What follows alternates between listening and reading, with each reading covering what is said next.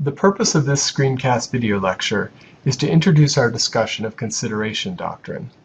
This first part focuses on the formal doctrinal test for consideration and on applying that test in Hamer against Sidway and St. Peter against Pioneer Theatre.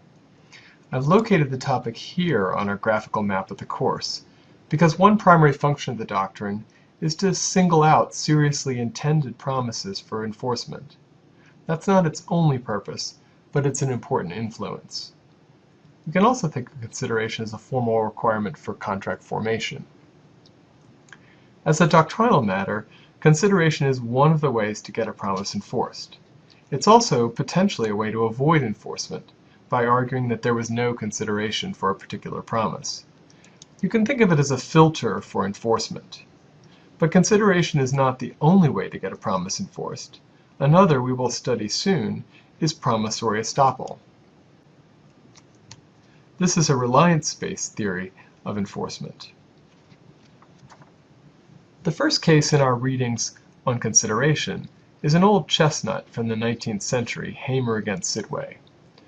So exactly what happened in this case? Try to put the essence of the case into one sentence. Please pause the video now to think about this question. Write down your concise statement of the case. How'd you do? Well, here's my effort. The New York Court of Appeals enforces a rich uncle's promise to pay $5,000 if his nephew will abstain from certain vices until age 21, because the court finds the nephew restricted his lawful freedom of action. Of course, there were other facts in the case, but these strike me as the essential ones for quickly summarizing what happened and why. Here's a more detailed timeline for the same case. Uncle William promised to give little Willie, his nephew and namesake, $5,000, which today would be $100,000, if the lad, who was then 15 years old, would abstain from smoking, drinking, swearing, and gambling until he reached the age of 21. Willie abstained, and at age 21 he wrote to his uncle asking for the money. Uncle William reaffirmed his promise to pay, but he said he'd keep the money in a bank account on interest until he thought his nephew could use it wisely. Willie agreed to this arrangement. Then Uncle William died without paying the money. Sidway, his executor, refuses to pay. You might reasonably wonder why executors would be reluctant to pay questionable claims. As you may know, an executor administers the distribution of funds from a deceased person's estate. The executor owes a fiduciary obligation to avoid paying false claims and faces potential personal liability for mistakes. As a result, executors tend to resist the payment of questionable claims and only pay when a court orders them to do so. Returning to the issue of consideration, we should examine the arguments in Hamer against Sidway. What is the estate's argument against enforcing Uncle William's promise? And what's the best response that supports enforcement? Please pause the video now to think about this question. Jot down the essence of the executor's argument and the best counterargument. Did you come up with a good answer? Recall that the executor argued Uncle William's promise was without consideration and therefore unenforceable. The executor claimed that Uncle William, the promisor, received no benefit from Willie's abstinence, and that Willie suffered no detriment, since that which he did was best for him to do. In other words, he benefited from clean living, developing good habits. But the winning argument in this case was this: it is sufficient that Willie restricted his lawful freedom of action upon the faith of his uncle's agreement. That's in paragraph 10 of the opinion. Under the traditional test, which requires a benefit to the promisor or a detriment to the promisee, abstaining from vices is enough. That is a legal detriment, as described in the note case Davies. Now let's take a look at the more modern definition of consideration in the restatement section 71, as well as section 17, defining a contract. According to section 17, a contract requires a manifestation of mutual assent and consideration. We've already seen that courts use the objective intent standard as a test for mutual assent.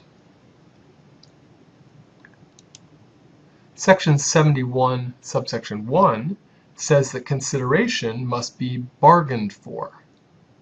And section 71, subsection 2, explains exactly what that means.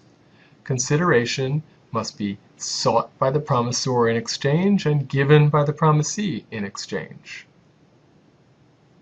So how would you argue for the plaintiff in Hamer under this definition? Please pause the video now to think about this question.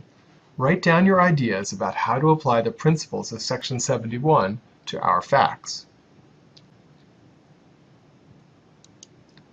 Did you develop a strong argument? Here's how to apply section 71. Uncle William the promisor sought Willie's abstinence in exchange for his promise to pay $5,000. And Willie gave his promise to abstain in exchange for $5,000. The key concept is reciprocal conventional inducement, as the quote from Oliver Wendell Holmes' The Common Law describes. The consideration need not be the sole motive, but we need to be able to tell a story in which the parties have exchanged with one another. Note also that the consideration can be a forbearance or a refraining from acting, as it was in Hamer. If you think that justice was done in Hamer against Sidway, consider the following additional facts that the trial court discussed. During the intervening 12 years after the promise, and after Uncle William reaffirmed his promise, Willie borrowed from his uncle but lost and never repaid some $13,000 in money and merchandise. Willie eventually declared bankruptcy. He didn't disclose to his creditors his interest in the money from Uncle William. He claimed to have assigned his claim on the account to his wife. She later reassigned the claim to Hamer, a sister-in-law. All in all, a sordid tale. And whatever happened to the sheep? You need to read Uncle William's letter closely to understand that reference. So Willie's subsequent behavior suggests that this kind of bribery may not be the best strategy for encouraging the development of a good moral character. Here's another useful life lesson from contracts class. Don't be a Bailey, and don't try to bribe your nephew.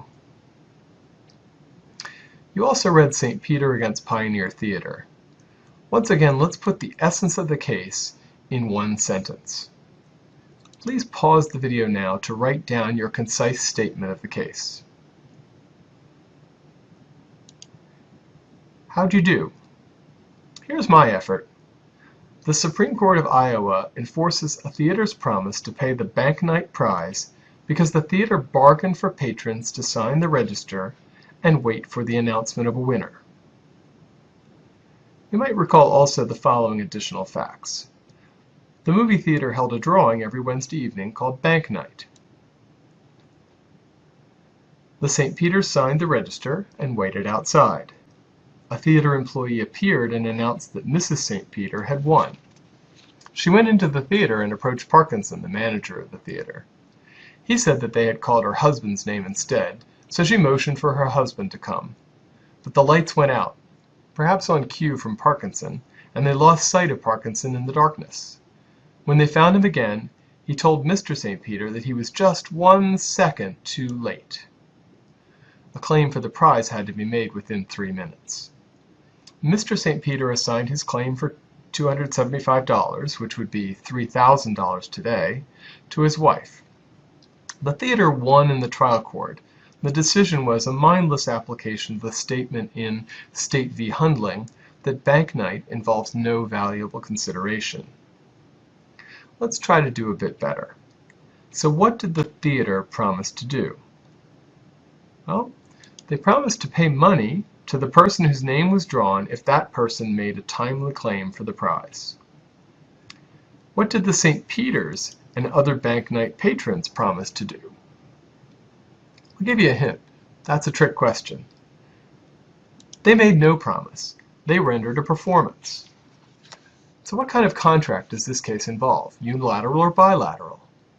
As the court notes, the case involves a unilateral contract, a promise for performance.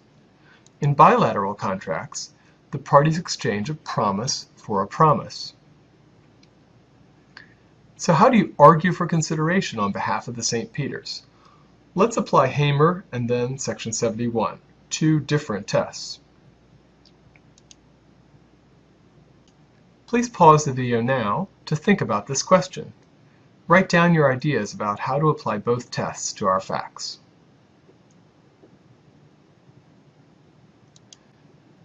Were you able to distinguish the two tests? First, let's apply Hamer against Sidway. The test requires a benefit to the promisor or a detriment to the promisee. If a person restricts her lawful freedom of action, that restriction is a legal detriment. Here, the St. Peter's hung around the theater and tracked down Parkinson. So in response to the theater's promise, they restricted their lawful freedom of movement and performed actions they were free to avoid. Now that may not seem like much, but as we'll soon see, courts generally don't scrutinize the adequacy of consideration.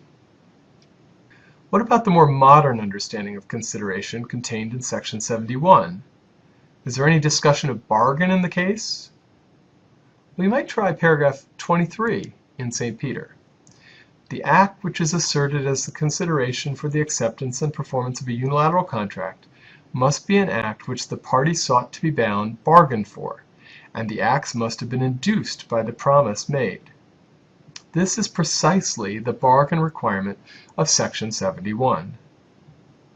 So was there Section 71 consideration for the promise to pay the bank night prize? Yes. The theater bargained for people to sign the register and wait around the theater.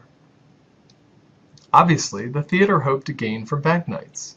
They probably thought that many people would prefer to buy a ticket and wait inside, watching a movie rather than standing on the sidewalk. And the event also increases public awareness of the existence of the theater. It might increase patronage and name recognition. A crowd on the sidewalk attracts attention, especially in the sleepy town of Jefferson, Iowa. Thanks for listening.